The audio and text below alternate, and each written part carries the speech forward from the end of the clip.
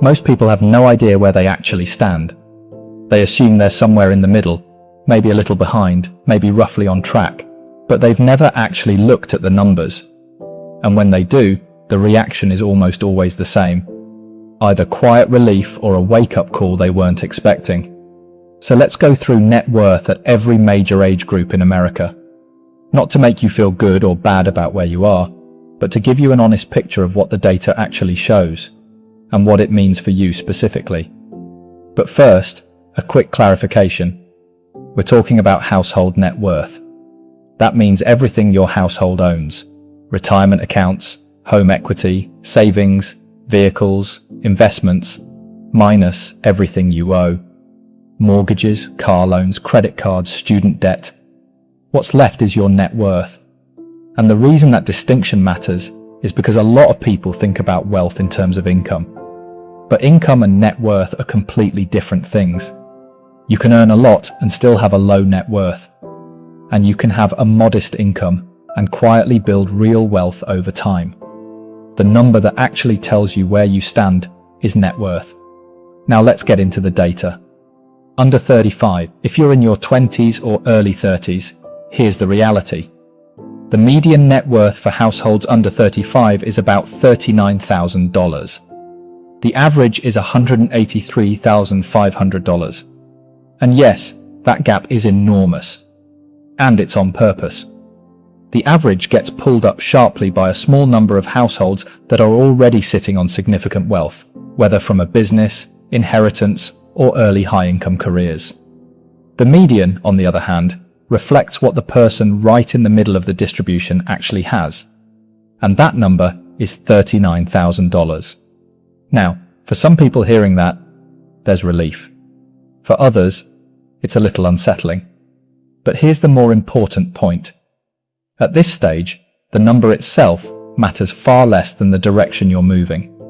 A household under 35, with $15,000 saved and actively investing, is in a completely different position than one with $15,000 and nothing going in. The balance looks the same. The trajectory is totally different. What you want to be building in this stage is the habit. Consistent contributions. Low debt. Starting to let compounding do its job. Even if the results feel invisible right now. Ages 35 to 44, this is where the first real gap starts to show up between households.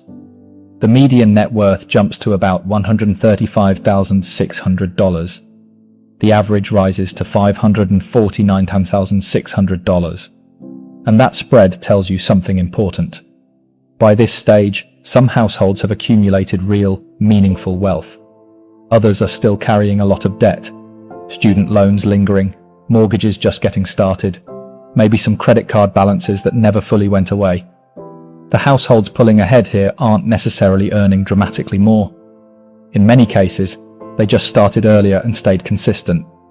What also changes in this decade is where the wealth lives. For most households in their late 30s and early 40s, the biggest chunk of net worth is still home equity.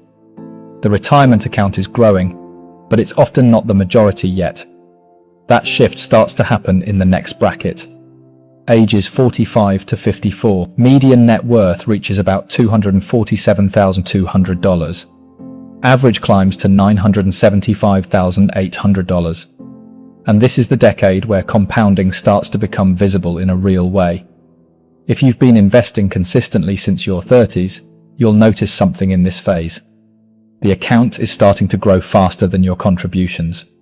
A portfolio that took years to build to $200,000 can add $20,000 in a single average market year without you doing anything new.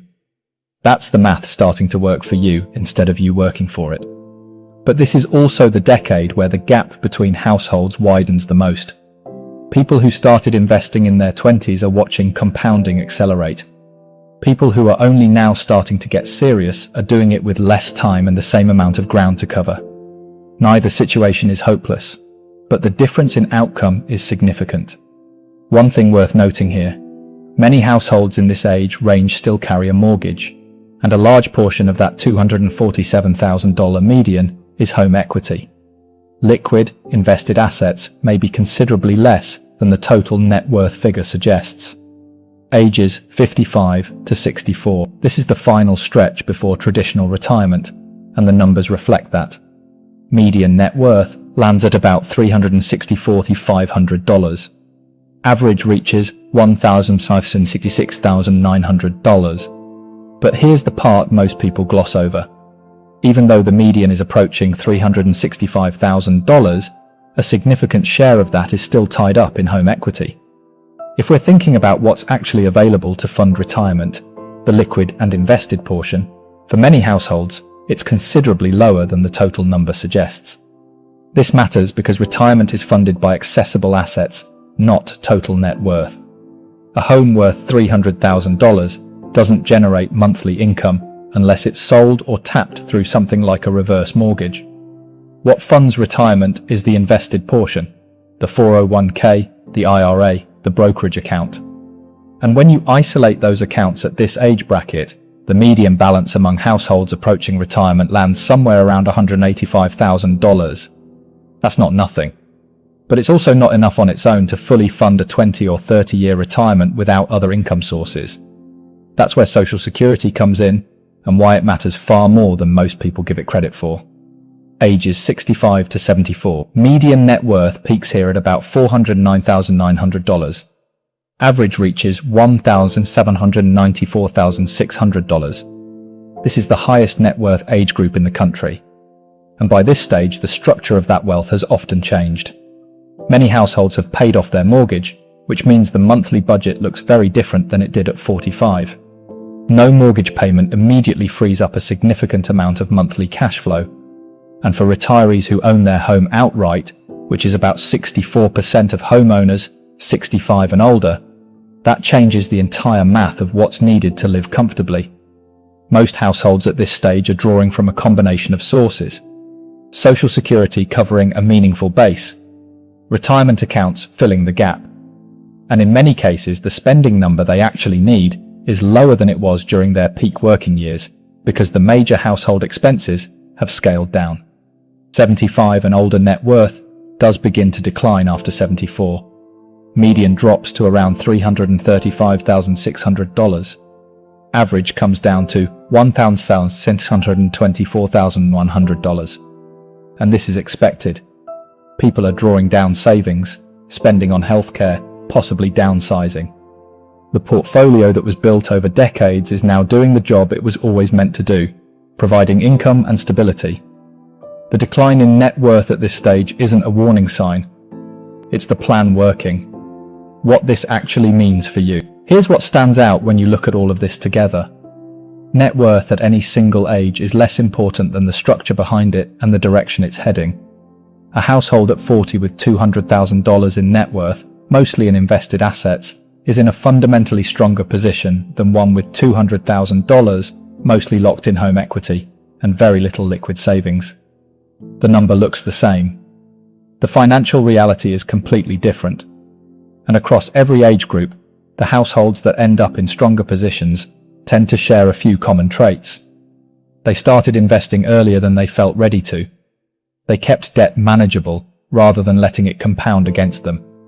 They didn't wait for the right time to start, because the right time was always just starting. The data doesn't show a clean straight line where everyone moves steadily upward. What it shows is a wide spread at every age. And within that spread, there's a lot of room to move. So where do you actually stand right now? And more importantly, what does the structure behind your number actually look like?